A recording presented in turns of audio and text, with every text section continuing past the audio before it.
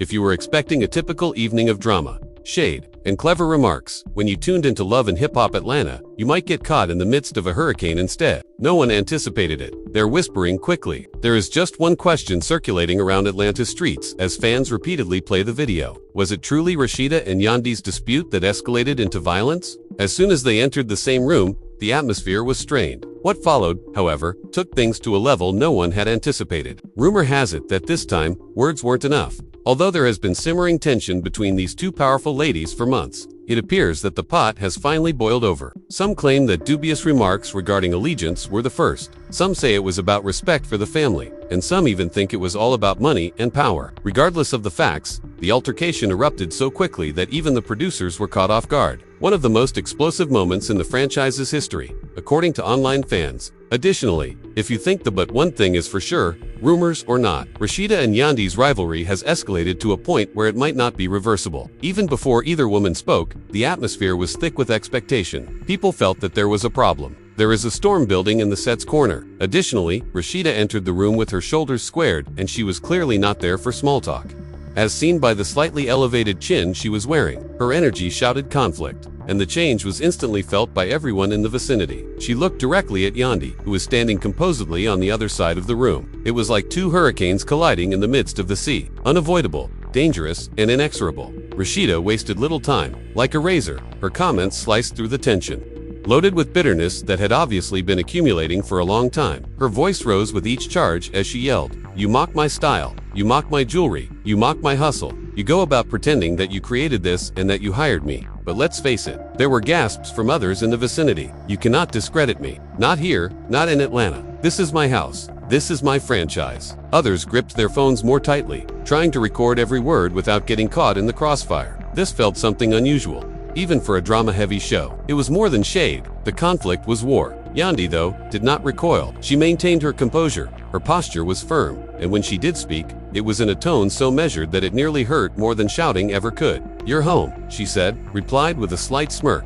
"Girl, why are the lights so dim if this is your house? Although you're boasting about your titles, you are unable to remove the receipts. Scandals are unavoidable. Longevity is not the same as legacy." Her remarks caused the room to tremble, with whispers flying as Rasheeda's face tightened at the mention of scandals. It was no secret that Kirk's past mistakes had been dragged through the public eye, but hearing them thrown back at her by Yandy was like ice, cutting deeper because it carried the weight of confidence. They exchanged wide-eyed looks. "Don't you dare bring my marriage into this," Rasheeda yelled, her voice shaking with rage.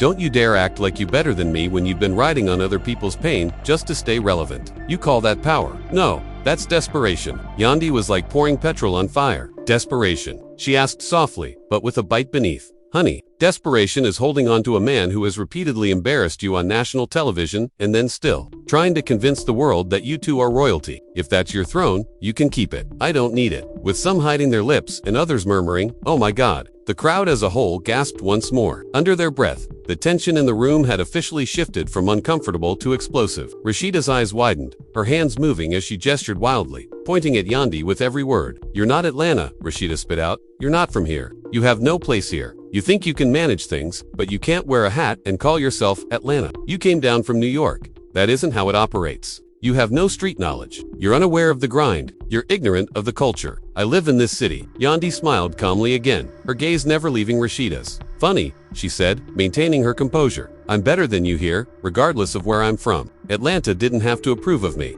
I wasn't made meaningful by Kirk's drama. Furthermore, you only know how to clean up your husband's mess. Let's face it, although the crown is made of paper, you are free to wear it however you like." Rasheeda took a step closer as the words cut through the air, bringing them almost face to face, the one that the audience stiffened, with some individuals stepping back a little as though something might happen at any moment. As they debated whether to intervene or allow the cameras to continue, the producers exchanged anxious looks, because whatever was going on was a gold rating. "Say that again," Rasheeda insisted, her voice trembling furiously. "Repeat that." To Yandy's voice was low but deadly clear as she leaned in to say, "Face, paper crown." There was a deafening hush that could only be broken by a few gasps and the distant murmur of, "Oh, hell no." Rasheeda's body shook and her hand trembled as she felt the need to do more than just say, but for a moment, she refrained. She struggled to regain control as her chest jumped up and down quickly. but the words were too painful enough. Then came the moment of revelation, which fans would watch over and over again. You can shout about being queen all you want, but in the end, you're growing a legacy based on the crowd's immediate response was a mix of shock,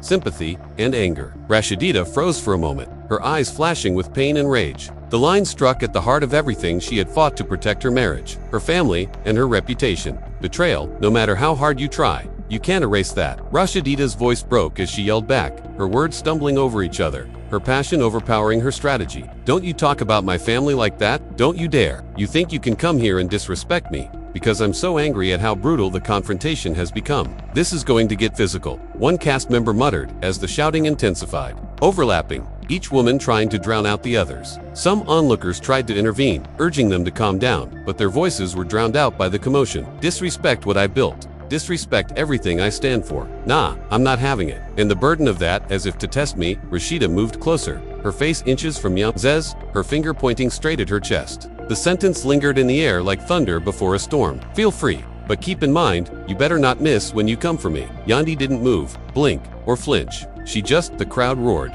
Producers hurried closer, and in that moment, she lifted her chin, her composed manner a sharp contrast to the fire burning before her. Trust me, she muttered, barely audible to those around her. I never miss. The tension broke like a rope drawn too tight, and anarchy broke out. The room went into complete chaos as soon as those last words were spoken, and producers rushed forward in an attempt to separate the women. But their efforts only fueled the hysteria. Cameras shook as crew members frantically tried to preserve the footage. It was evident that this was something much more dangerous than a verbal battle. Rasheeda's voice thundered over the noise, raw with emotion. You don't talk about my family. Raw with emotion. You don't talk about my family. It was the kind of scene that had folks riveted to their screens, the kind of moment that fans would rewatch 100 times over, scrutinizing every frame to determine who crossed the line first. With her finger jabbing the air, as if each motion could pierce the wall of people between her and Yandy, she screamed, "You don't talk about my kids. You don't bring my husband into this." Her determination was unmistakable, and Yandy, who remained eerily calm despite the chaos around her, simply crossed her arms.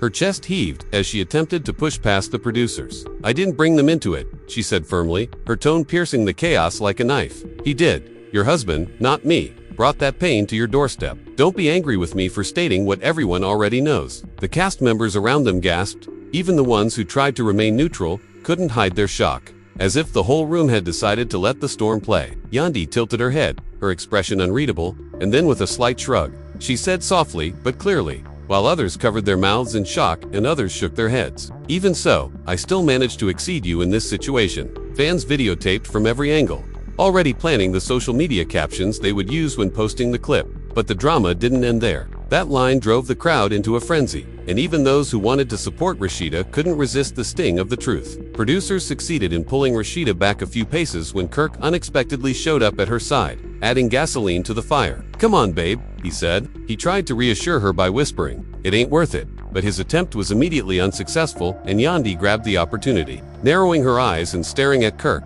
"Oh? You're here now. You're never there while she's crying on TV, which is funny. But the second the cameras start rolling, suddenly you're a husband again," she remarked in a sarcastic tone. It shook the whole room, some sighing, some laughing, and some shouting too loudly. Kirk's expression clenched in rage. Rasheeda whirled in his direction, her voice cracking. She said, See what you did. This is why people think they can come at me like this." Her comments were laced with rage, but they also revealed a deeper wound that Yandy had completely tore open. Online discussion eventually centered on whether Yandy's line was excessive. Some others disputed it. Some believed she was using Rasheeda's suffering for political advantage, while others argued it was the harsh reality that had to be spoken. However, there was no consideration of fan reactions or Twitter disputes in that room. They were considering how they would survive and how to keep a conflict from getting out of hand. "Say one more thing about my man," Rasheeda said as she escaped Kirk's hold and charged forward once more. Yandy didn't move, didn't even blink, and instead leaned forward a little, her voice sharp and low.